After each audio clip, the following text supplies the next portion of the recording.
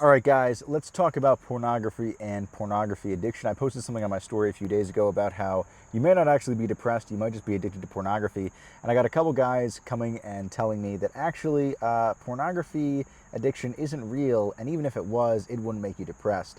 So let's disprove that real quick. What's pretty well understood by most about indulging in pornography is that when you consume it, it causes your dopamine levels to spike. However, what's not as well known is that another molecule is secreted in the brain along with this increase in dopamine called delta phos-B.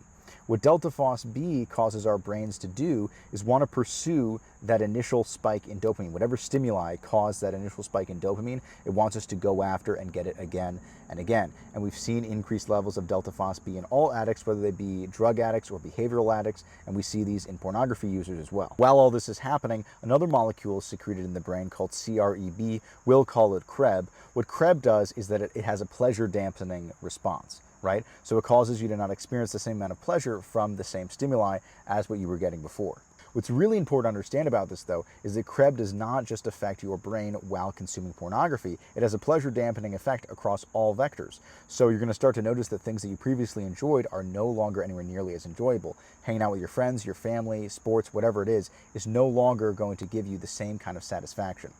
Because of how dull everything else in your life is going to begin to feel, you are going to pursue the one stimuli that can actually satisfy you momentarily, which in this instance is going to be pornography. This cycle causes you to increase your compulsive use while simultaneously decreasing how much pleasure you actually get from watching pornography. So there's pretty much no doubt now that pornography addiction can and absolutely does exist. In terms of being linked to depression, everything that I've named here, between the massive dopamine fluctuations as well as the increases in delta phos-B and CREB, have all been linked to depression.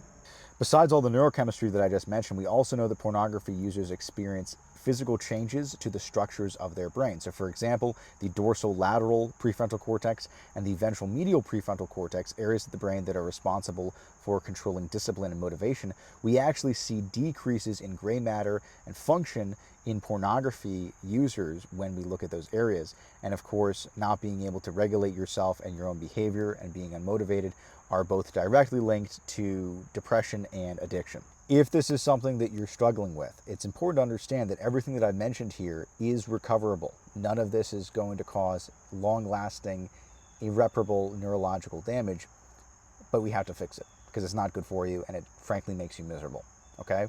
Pornography is only free and only legal because you are the product. You got to stop doing it, all right? So give yourself 30 days. That's my challenge to all you who are struggling with it. Don't do it for that period of time. And if you can do it for 30 days, why not do it for 60 or 90 or forever, right? And if you can't do it for 30 days, well, maybe that's a sign that there's something going on that you really need to address.